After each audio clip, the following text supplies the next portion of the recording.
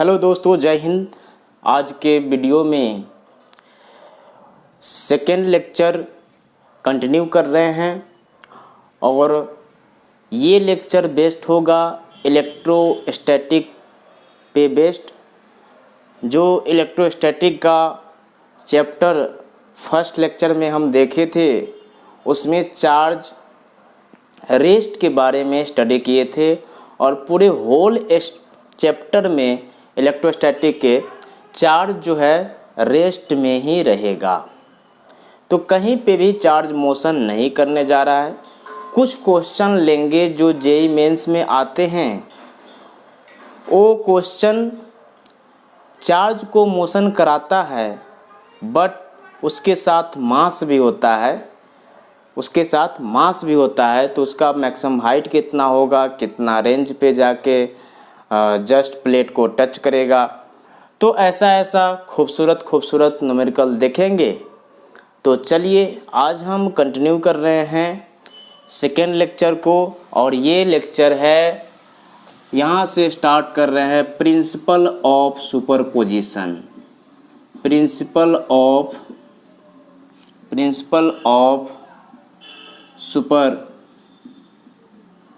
Superposition,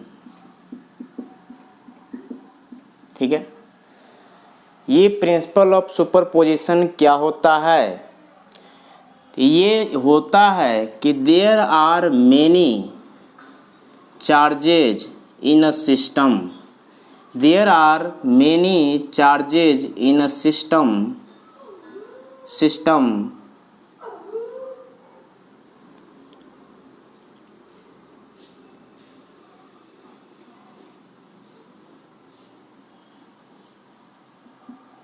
ठीक है।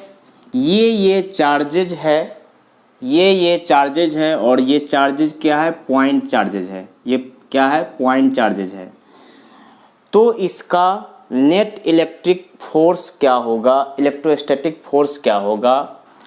तो हम क्या देखेंगे कि यहाँ से डिस्टेंस r1 होगा, यहाँ से डिस्टेंस r2 होगा, यहाँ से डिस्टेंस r3 होगा और यहाँ से यहाँ से r1 r2 r3 और r4 एज्यूम कर लिए। और जब सारा का फोर्स देखेंगे तो सारा का फोर्स क्या होगा? Vector sum. सारा का फोर्स क्या होगा? Vector sum. तो vector sum F12, vector sum F13, vector sum F14, vector sum F15। I hope कि ये क्लियर होगा, ठीक है। तो यही है क्या? प्रिंसिपल ऑफ सुपरपोजिशन, जिसे हम होल फोर्स को एक नेट फोर्स में कन्वर्ट कर देते हैं। इस चीज़ को बोलते हैं प्रिंसिपल ऑफ सुपरपोजिशन। तो चलिए हम एक न्यूमेरिकल लेते हैं और इससे ज़्यादा क्लैरिटी आएगी। न्यूमेरिकल है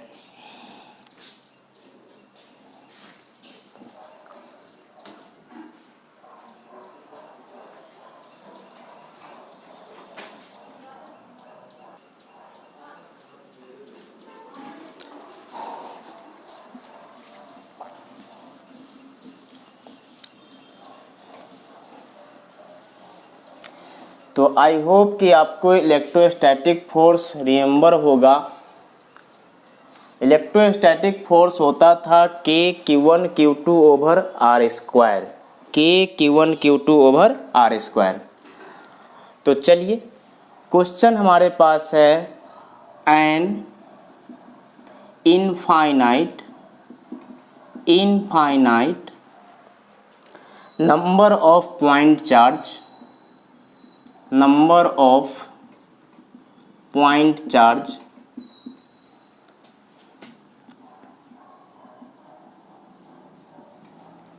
of point charge each carrying 1 microcoulomb charge, each carrying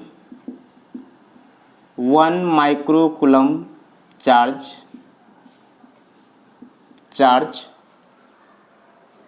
are placed along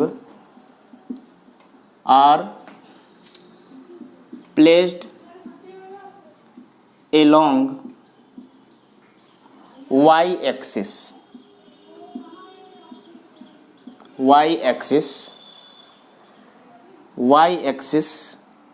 at y equal to 1 meter, 2 meter, 4 meter, 8 meter, dash dash dash dash dash. Force on 1 coulomb point charge. Force on 1 coulomb point charge.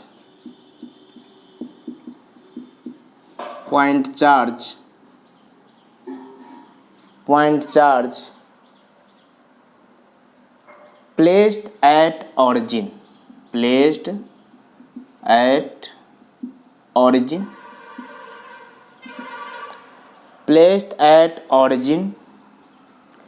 is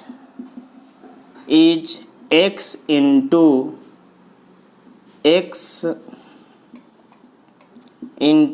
10 के power -3 coulomb 10 के power -3 Newton. The value of x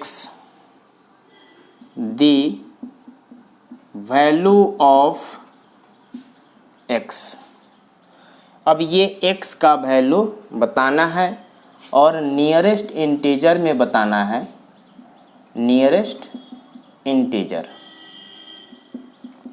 ठीक है. तो इस question को पहले एक बार read करिए. जो प्रिंसिपल ऑफ सुपरपोजिशन पढ़ाए हैं उसको थ्योरी को देखिए और फिर इसको सॉल्व करने का ट्राई कीजिए. आई होप कि इसमें कोई प्रॉब्लम नहीं होना चाहिए.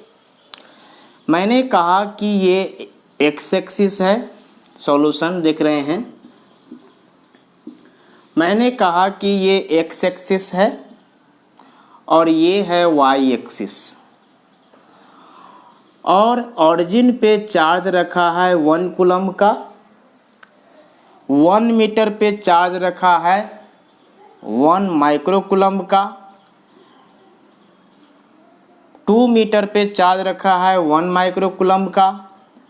4 मीटर पे चार्ज रखा है 1 माइक्रोकूलम का. अब यहाँ से जो डिस्टेंस है ये 1 मीटर है. यहाँ से जो डिस्टेंस है 2 मीटर है. यहाँ से जो डिस्टेंस है 4 मीटर है और यहाँ से जो डिस्टेंस है वो जो है 8 मीटर है. और ऐसा बहुत सारा चार्जेस रखा गया है. ठीक है. तो आपको क्या चाहिए? Net force. तो नेट फोर्स क्या कहता है प्रिंसिपल ऑफ सुपरपोजिशन से? नेट फोर्स कहता है कि इसके बीच का फोर्स, इसके बीच का फोर्स, इसके बीच का फोर्स, इसके बीच का फोर्स. ठीक है. तो मैंने कहा कि ये अगर 1 पॉइंट है, ये 2 पॉइंट है और ये 3 पॉइंट है, ये 4 पॉइंट है, ऐसा होता जाएगा. F12, F13, F14, ऐसा चलता जाएगा अप टू इनफाइनाइट. तो मैंने कहा कि 1, 2 के बीच का फोर्स क्या होगा? तो 1, 2 के बीच का फोर्स होगा आपका K 1 माइक्रोकूलम इंटू 1 कूलम. ठीक है. Over 1 square. इसके बाद अब क्या होगा? 1 microcoulomb into 1 coulomb K over 2 square. Similarly के 1 microcoulomb into 1 coulomb over 4 square, के 1 माइक्रोकूलम इंटू 1 कूलम इंटू 8 का स्क्वायर डैश डैश डैश। इससे क्या पता चला, और k का जो वैल्यू होता है, अगर पिछले क्लास में नहीं हुआ तो आप रिमेंबर कर लीजिए, k का वैल्यू होता है 9 इंटू 10 के पावर 9, 9 इंटू 10 के पावर 9 न्यूटन मीटर स्क्वायर पर कूलम्ब स्क्वायर। ये होता है, ये क्वेश्चन में भी गिवन है, ये कहाँ जहाँ भी आएगा वहाँ पे गिवन होगा, ठीक है। कभी कभी 12th में आते हैं तो वहाँ पे गिवन नहीं होता है, तो आई होप कि बेटर होगा कि आप इसको रिमेंबर कर लें, मेमोराइज कर लें, ठीक है। अब मैंने देखा कि के सब में कॉमन है, 1 माइक्रोकूलम 1 कूलम 1 माइक्रोकूलम 1 माइक्रोकूलम सारे में कॉमन है। तो इसको मैंने यहाँ पे लाया और मैंने कहा कि एफ नेट इजकल टू के कॉमन हो जाएगा, के कॉमन हो जाएगा। और आपने ये भी पढ़ा होगा यूनिट एंड डायमेंशन में कि माइक्रोकूलम जो होता है, 1 माइक्रोकूलम 10 के पावर -6 कूलम होगा, ठीक है। तो यूनिट को अब रहने देते हैं, ये सारा न्यूटन में आ जाएगा। तो यहाँ से हो जाएगा 1 कूलम और ये कॉमन आ जाएगा 1 over 1 square 1 over 2 square 1 over 4 square 1 over 8 square dash dash dash चलता जाएगा। तो ये हो जाएगा 9 into 10 to the power 9 into 10 to the power 9 into 10 के पावर -6, ठीक है, 10 के पावर -6। अब यहाँ से जब देखें तो मैथ याद आता है। मैथ में क्या है कि जब ऐसा कुछ सीरीज हो तो हम फाइंड करने का ट्राई करते हैं कॉमन रेशियो। वो कॉमन रेशियो क्या होता है, second term divide by first term, second term divide by first term. तो जब भी आप इसका फाइंड करेंगे कॉमन रेशियो, तो कॉमन रेशियो को जनरली r से डिनोट करते हैं। तो ये होगा सेकेंड टर्म है आपका 1/2 स्क्वायर यानी 4, फर्स्ट टर्म है 1, तो ये हो जाएगा 1/4। अगर आपको यहाँ से क्लियर नहीं हुआ 1/4 सारा आएगा तो यहाँ करिए 1/16 डिवाइड बाई 1/4, ये भी 1/4 होएगा। जब इन्फिनिटी पे होता है तो S infinite summation of infinite term first term divide by 1 minus r होता है। तो यहाँ से आपने लिखा 1 ओवर 1 माइनस आर कितना है, आर कितना है 1/4। अब जो है ये आपका आ गया कितना 3/4। तो 3/4 9 इंटू इसको इजली बोल दे 10 पावर 3, 9 इंटू 10 के पावर 3, ठीक है, 9 इंटू 10 के पावर 3 इंटू ये कितना आ गया, ये कितना आ गया, ये आ गया आपका 1 ओवर 3/4, 3 से 3 गया और ये आ जाएगा 12, ठीक है। जो ऑरिजिन पे चार्ज था उसको ले लीजिएगा, वो आंसर आ जाएगा। तो ये 12 इंटू -3, तो x का वैल्यू आपका 12 न्यूटन आ जाएगा, 12 आ जाएगा, ठीक है, समझ गए। तो ऐसा क्वेश्चन आएगा, ऐसे हैंडल करना है। और ये क्वेश्चन है JEE 2021 का, किसी सेट में आया होगा, ठीक है। तो आई होप कि हैंडल कर लेंगे क्वेश्चन को इजली।